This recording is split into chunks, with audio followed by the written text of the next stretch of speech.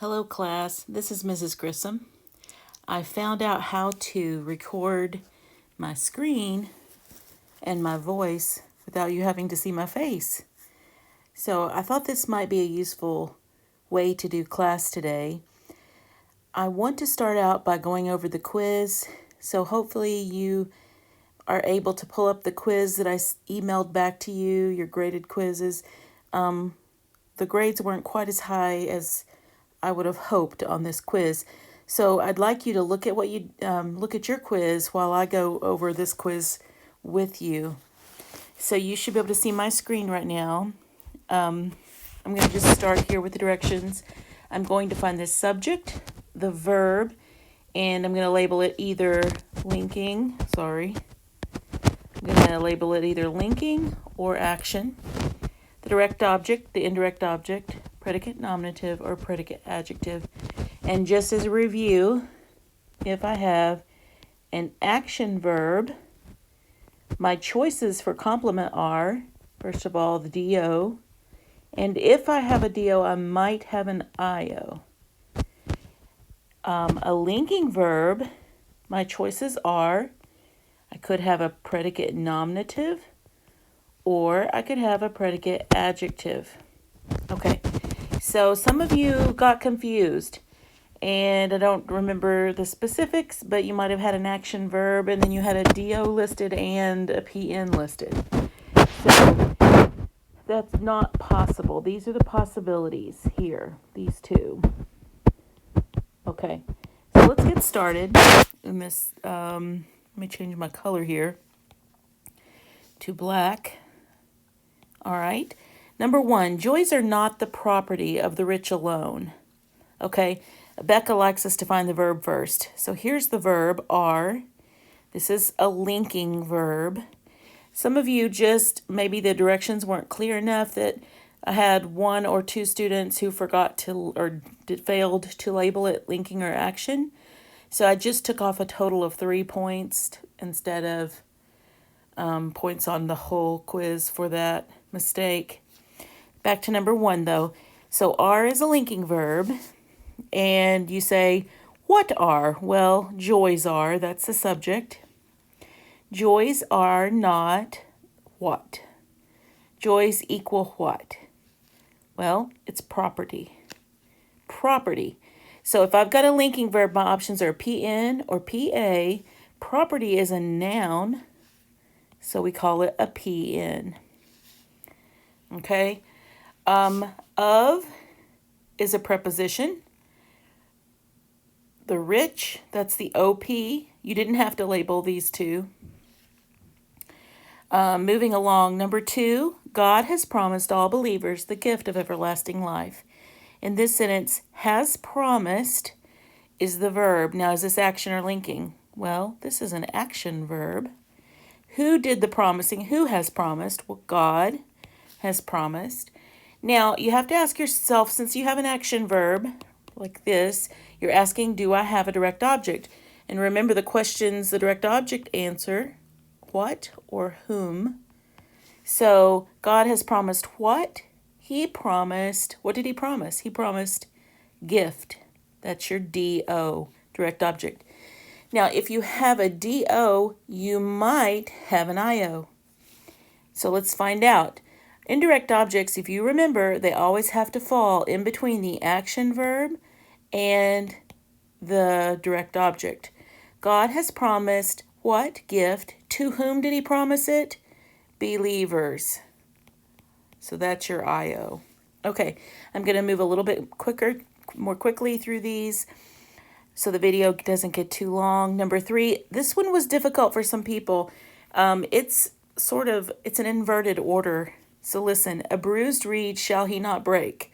So this is King James language, so it's a little bit out of the normal order for us. Our normal English order is subject, verb, object.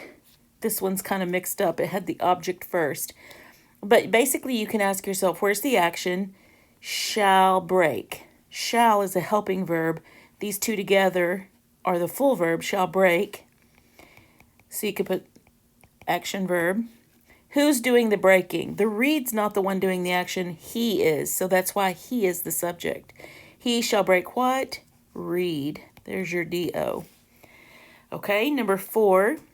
He was happy to be invited to the party. Was is your linking verb. If you're confused about how I knew that was a linking verb, it's back in that list you memorized. He is your subject. Now, since I have a linking verb, I'm looking for either a predicate nominative or a predicate adjective. Predicate nominatives are going to be a noun or possibly a pronoun. Predicate adjectives are just like they sound. They're going to be adjectives.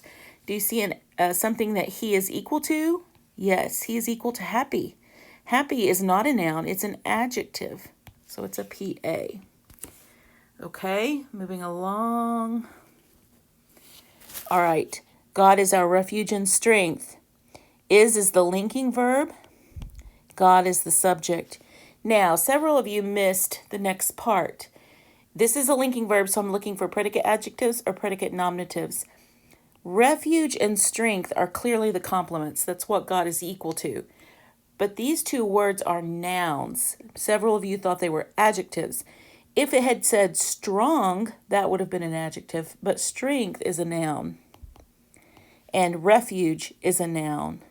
So those are predicate nominatives. Okay, the class will give me their assignments on time. Will give is an action verb. Class is the subject. Class will give what? What actually got given? Well, the assignments were given. That's your DO. Remember, with an action verb, DOs are your option, not PNs. Now, look in between the action verb and the DO. Is there an answer to the question, to whom? Class will give assignments to whom? Me. So me is your IO. Okay? He drank all of the milk. Drank is the action verb. He is the subject. Now, this part could have tripped you up. Do you see the word of here? This is a preposition, a very common preposition. And prepositions always have what? They have objects. This is the object of the preposition. Now, you didn't have to label these. I'm just telling you. Because some of you thought milk was the DO. And I can see why you could look at it quickly and think that. The actual answer is this pronoun right here, all, is the DO. What did he drink? He drank all. Of the milk is a prepositional phrase that's modifying this pronoun all. Okay, we're almost done. She made, action verb. She's the subject. What did she make? Did she make everyone? No. She made brownies. That's your DO. I guess I've been circling those. I know it's a DO because this is an action verb. Now, is there any word in between the action verb and the DO, in between these two, this and this, that answers the question to whom or for whom, or to what or for what? So she made brownies for whom? Oh, for everyone. So that's your IO. Are you tired? I think everybody got this one maybe correctly. This is did this one correctly. This is a question. You know with questions that they're inverted in order. So you is the subject, are is the linking verb, and here we have an adjective that renames you equal tired. But tired is not a noun, it's an adjective, so that's why it's a PA. Okay? You are happy to be done with this quiz. I bet you were. Let's see, are is your linking verb, you is the subject, and again, you are happy. Here we have an adjective that is equal to the subject, you equal happy. Okay, so that's how the quiz should have been answered. Just let me make a comment about turning in quizzes. When you don't have a quiz today for class, so that's great, but next week you will. When you have a quiz, try your best to get a real clear picture of it, or some of you have ability to scan, like with a phone app, you can scan it in. I can get a better copy that way. It was very difficult to read pencil marks on some of the pictures. So if you could try to get me the best copy possible to help me grade more efficiently for you. Okay, now if you would take a look at your assignment sheet Today, the quarter is just flying right by. We're on, when you view this, probably it'll be Monday the 6th. So you have pages 243 through 248 to do in your grammar book. You get a break on writing. There's no writing assignment for my class this week. Continue reading The Chosen. And this right here, the quiz, comes from the 243 through 248. So let me just look at 243 through 248 and give you some information about that. You're going to be continuing to learn about adverbs and specifically adverb phrases. And then on page 245, you start on adverb clauses. There are 2 pages in this section that have, I think there are 2 pages that have diagramming.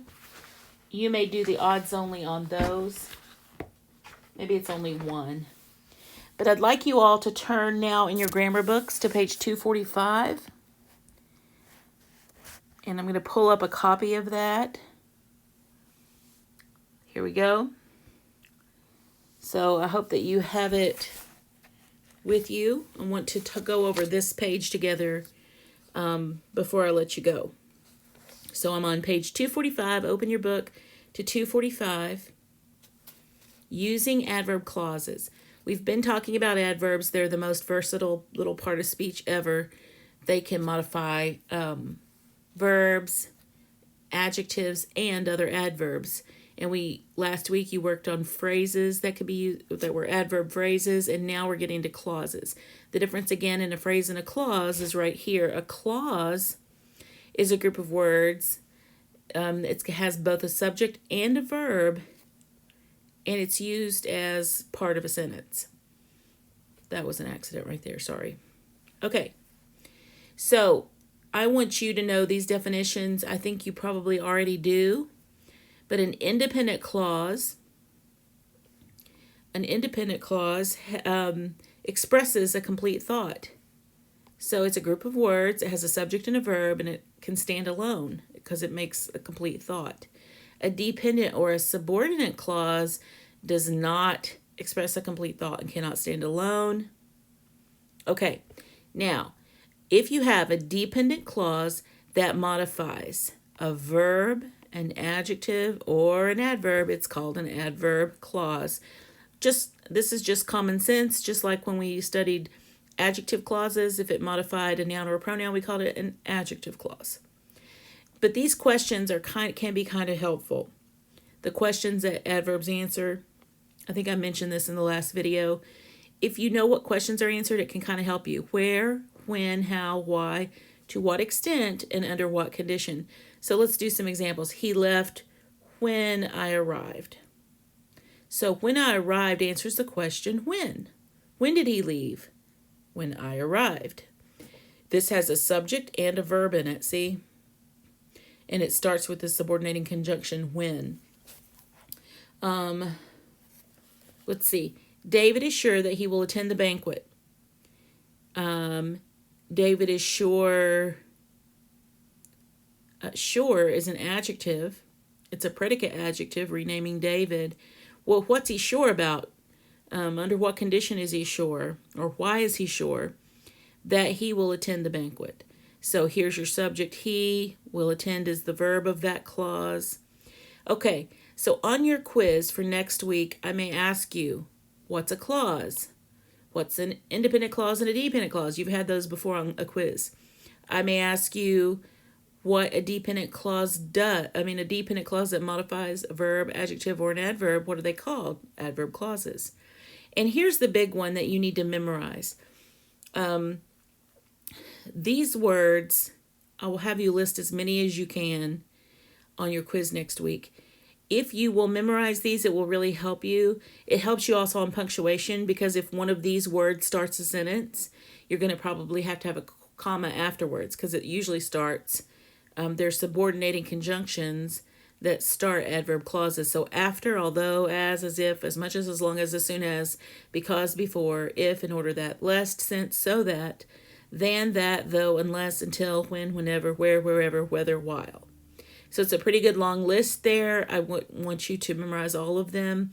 One way to tackle that is to say, okay, well, how many A words are there? 1, 2, 3, 4, 5, 6, 7. 7 start with A, and so on. You can use a mnemonic device if you need to, but it's really worthwhile to memorize these. Read them in the same order every day, and that will help you get these memorized.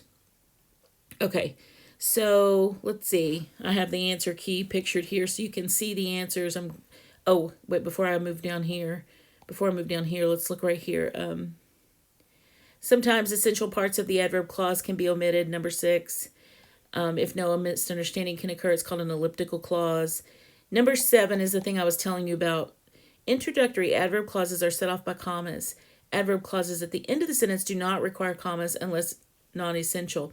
So this is a big one. A lot of times when I'm grading your papers and there's a mistake with a comma, this is the rule that you didn't know.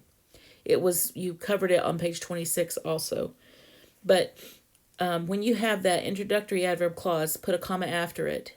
If you decide to put the main idea first, the main part of the clause first, the independent part, then you don't need the comma. Okay, so look at number 1. Though an host should encamp against me, my heart shall not fear. So you got to find all the subjects and verbs. So since is going to be more than one clause in these, you're going to have more than one set of subject and verb. So heart shall fear, that's the subject and verb of the main clause. Though is a word right here. It is in the list, number 5. It starts an adverb clause or it's a subordinating conjunction. Though and host should encamp against me. Host should encamp is the subject of the verb. So this is a little different than some of the other kinds of clauses we've studied because every single one of them is going to start with one of these words on number 5. Though, because, when, if, as, unless, when, so that. So if you kind of get really familiar with number 5 before you do your exercises, it'll probably be easier for you. Okay, let me take a look really quickly. I think we said that your assignment is through 248 today. That's right. Okay, so I guess it's just one page of diagrams, and you may do odds only on that one. Okay. So, yep, 243 through 248. So just do your grammar pages today, or this week, just do your grammar pages. And keep reading The Chosen and study those subordinating conjunctions on 245 that I just went over with you, as well as the other information at the top of that page. And that's all for next week. Before I go, though, let me just remind you that I'll be looking for a picture today of 236 through 242. I think I may have already received one student's. Also, I'll be looking for your final draft of your persuasive essay. I've already received one person's essay, I believe. And somebody, maybe Asher, has already gone on and done the book report for The Chosen. So hope you all are doing well. I'm praying for you to be healthy and happy and helpful at home with your parents. And if you have any questions, let me know. Love you guys. Bye.